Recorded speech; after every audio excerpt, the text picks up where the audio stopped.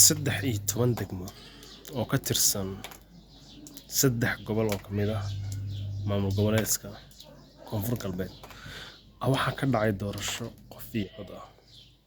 saddex iyo tobankaas degmo waxaa ugu waaweyn degmada Marka, degmada Baraawe iyo degmada Baydhabo. Ma qiyaasi kartaa saddex iyo toban degmo oo gaar ahaan gobolada koonfureed in looga dareero doorasho qof iyo cod ah meelaha ay leedahay? runtii ma aha wax si fudud ku yimid, sidoo kale ma aha wax hal habeen ku soo booday. waxay ahayd wax juhdi badan loo soo maray, geeri badan u soo dhacday si ay arrintaas u hirgasho. marka waxaa ilaahay mahadiya wax walba sidii ay loogu talagalay inay u dhacday. sidaas la mid ah magaalada Muqdisho maanta waxaa ka jirtay ama la damacsanaay ay ahayd in uu ka dhaco banaanbaxaas oo soo qaban qaabisay qolada mucaaradka si ay ugu yaraan adiga ay u soo bandhigaan awoodooda siyaasadeed. laakiin somehow bulshada waxaad u moodaa exactly sida ay rabaan inay wax noqonayaan mar walba. ma jirin dad isku soo xilqaamay inay soo baxaan oo ay muujiyaan inay taageero u yihiin siyaasiyiinta oo ay ka soo horjeedaan nabadda ay haystaan, neecawda ay dareemayaan, dowladnimada ay haystaan iyo madaxda ay haystaanba inay ka soo horjeedaan oo ay doortaan maxay leedahay qalalaaso, dagaal, boob, kala carar iyo in la isdilabo. laakiin bulshadii beddelkeeda waxay dooratay inay guryahooda joogaan, waqtigooda qaataan, cid walba oo taleefankeeda la soo baxdo si ay wala socoto xaaladda halkaas. laakiin si walba waxay u dhaceen sida ay rabeen mucaaradka si kadib exactly qof walba oo dareemayo xaaladda waddankan gaar ahaan magaalada Muqdisho xaaladdeeda siday ahayd si ka gedisan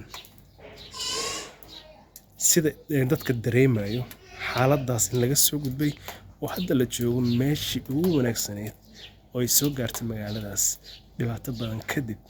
dadka dareemayo waxay go'aansadeen sida ay la habboon tahay ama xaaladooda ay tahay inay ku dhaqaaqaan oo ah inaysan magaaladooda iska dhibaateynin, inaysan quruxdooda iyo sharaftooda aysan iska baaskooladayn. marka dadka anagoo kale ah, dadka qalbiga ka dareemaya xaalka rasmiga runtii aad ugu faraxsanaayeen sidan inay wax u dhacaan, inaysan jirin mudaharaad, inaysan jirin in dowladda iyo waddanka iyo magaaladaba dhibaato loo horseedo. ay dadka ayaga tashteen, dantooda yaqaanaan, magaaladoodana wax walba ay ka hormarinayaan amniga magaaladooda which is make sense, taasoo muhiimad badan sameynayso. marka waan ku faraxsanahay sidii wax u socdaan. sidoo kale waxaan aad ugu faraxsanahay waxay tahay in bulshada mar walbaba ay tahay waxa guuleysanaya bulshada.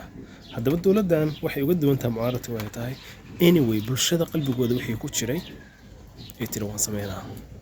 afka kaliya kama aysan dhihin, oo sidoo kalena waxay ku dartay ficil oo ah inay samaysay oo ah awoodda in lagu soo celiyo bulshada dhinaca bulshada oo qofka ay codeyn karaan, cod dhiiban karaan, in maxaa la yiraahdaa magaaladooda amnigooda ay ilaalsan karaan iyo wixii markaas ay u baahnayeen xuquuqaad muwaadinka uga baahan yahay waddankiisa. waa laga yaabaa dad Soomaaliyeed oo waxaa jiro deegaanadii ay deganaayeen laga raray oo aan weli hoy helin. insha Allah ayagana waxaan rajaynaynaa inay hoy heli doonaan oo ayaga lihii u leeyihiin oo dhul bulshada ay degto ay tahay oo aysan noqon dhul dowladeed oo ummadda inta badan 35 ilaa 36 sano ugu dambeysay ay deganaayeen inaysan noqon. marka warka nuxurkiisa waxay tahay dowladnimada waa muhiim. dowladnimada waxay ka muhiimsan tahay fowrada. marka mar walba waxaan taageersanahay annaga hadba ninka kursiga ku fadhiyo. danta waxay ku jirta waxa waaye ka shakhsi ahaan markaad soo toostid subaxii inaad magaaladaada aad si amniyaad ku maraysid